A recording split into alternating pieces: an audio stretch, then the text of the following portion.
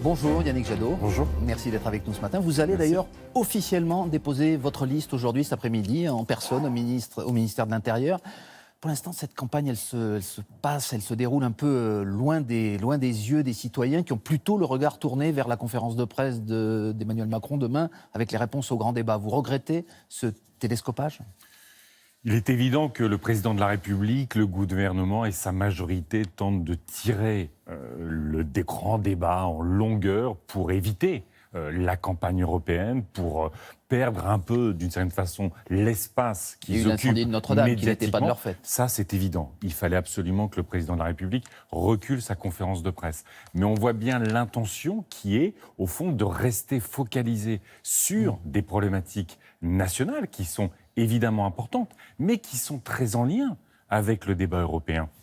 Si on parle de fiscalité, notre combat, nous écologistes, c'est évidemment de lutter contre l'évasion fiscale à l'échelle de l'Europe, parce que c'est là qu'on pourra éviter les 1 000 milliards d'euros qui partent dans les paradis fiscaux. Quand on se bat sur la transition énergétique pour la mobilité du quotidien, pour l'investissement dans l'isolation de nos logements, qui est quand même le meilleur levier pour lutter contre la vie chère, c'est aussi, et ça doit être de l'investissement européen. Ce qui veut dire que cela va plutôt dans votre sens. Si par exemple ça demain... va dans notre sens, mais d'ailleurs sur le terrain, moi je me plains pas. Quand on rencontre les Françaises et les Français, on parle beaucoup des enjeux de la campagne européenne. Et je crois que les Françaises et les Français ont parfaitement compris que l'Europe était une grande partie de la solution. L'Europe avec peut-être des décisions annoncées en France, je le répète, par le président demain. Si par exemple, comme le pressent certains de ses amis ou de ses anciens amis, comme le député Mathieu Orphelin, il annonce demain une taxe sur le kérosène. C'est dans les tuyaux. Vous direz, ça fait des années, au moins servi à quelque bien chose. sûr, ça fait des années et des années que nous nous battons pour qu'il y ait une justice fiscale, y compris sur les carburants, comme sur le fioul lourd du transport de marchandises par mer. Mais là, il va falloir, au regard de l'urgence climatique, au regard de la nécessité de relocaliser une partie de notre économie, de faire qu'il y ait des emplois de qualité sur tous nos territoires, il va falloir sacrément élever le niveau de jeu pour ce gouvernement. Je l'ai dit, investir sur l'isolation de nos logements, c'est 400, 500, 600 euros d'économie par ménage, par an. Ce sont des dizaines de milliers d'emplois d'artisans. Agriculture, j'ai sur ma liste, effectivement, j'ai déposé ma liste. Et il y a des gens absolument extraordinaires. J'ai Claude Gruffat, l'ancien président du réseau des Biocoop. Il me dit, si on répond à la demande pour du bio local, la demande pour du bio local, on installe 60 000 paysans bio dans notre pays. L'écologie, elle est sociale et c'est la vie, et c'est la défense de la vie. Et c'est ce que vous défendez, et vous pensez être la seule liste à vraiment défendre cette écologie sociale lorsque Pascal Canfin, par exemple, l'ancien patron du WWF, votre ami, est numéro 2 de la liste La République En Marche, vous dites, quelque part c'est une supercherie. Pourquoi vous pensez être la seule liste authentiquement écologiste dans cette campagne ? Mais ce que demandent les Françaises et les Français, ce que demandent les Européens aujourd'hui... Tout le monde défend l'écologie aujourd'hui. Oui, c'est ça, la difficulté, c'est tout le monde le dit, et il y en a beaucoup qui ne le font pas. Parce que sur cette liste En Marche, vous avez les pro-glyphosate, les anti-glyphosate. Ouais. Vous avez ceux qui défendent encore la chasse à la glu et certains qui veulent interdire la chasse. À la fin, on l'a vu depuis 2 ans. Et c'est ce qu'a parfaitement dit Nicolas Hulot.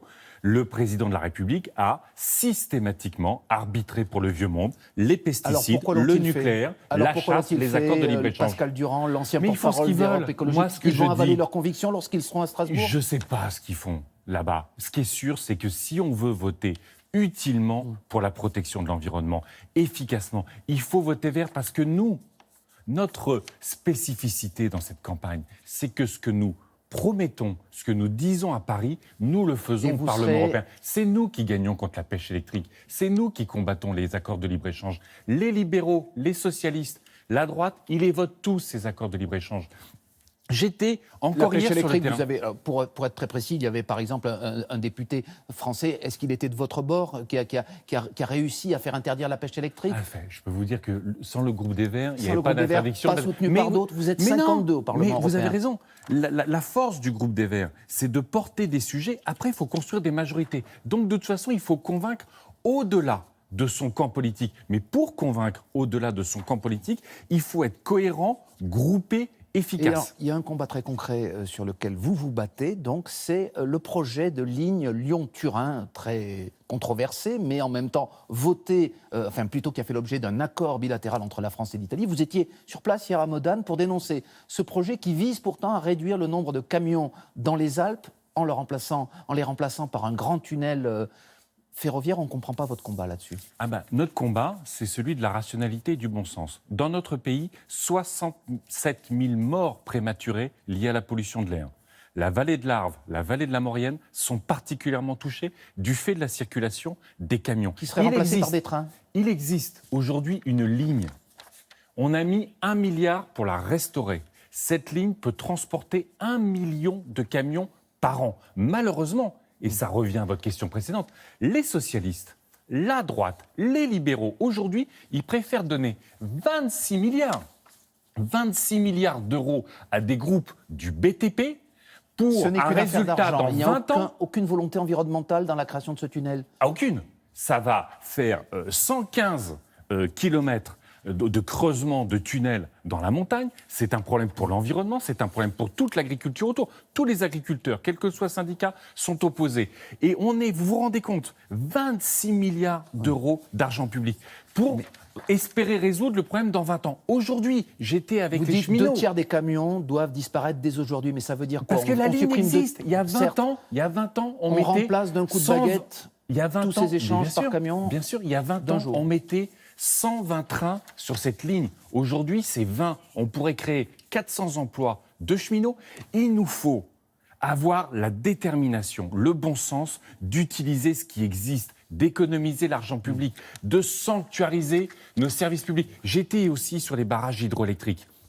L'État français est en train de privatiser un bien commun, Et vous êtes nos contre. barrages hydroélectriques. C'est notre énergie Certains vous renouvelable. expliqueront qu'il y a une rente d'EDF sur ces barrages et que ce n'est pas non plus défendable à 100%. Mais EDF aujourd'hui et les personnels d'EDF, c'est eux qui font que c'est la sécurité, c'est la gestion de l'eau. On protège la faune et la flore. Nous devons sanctuariser les Bien. services publics et protéger nos infrastructures. Les autoroutes, les aéroports et après les barrages, c'est vendre notre patrimoine commun. C'est inacceptable. Eh bien, on a bien entendu. Merci. Un éventail de vos combats ce matin. Merci Merci. beaucoup. Et Yannick Jadot, donc tête de liste Écologie Les Verts, Europe Écologie Les Verts aux élections européennes. Thierry, c'est à vous. Très bonne Merci journée. beaucoup, Jeff.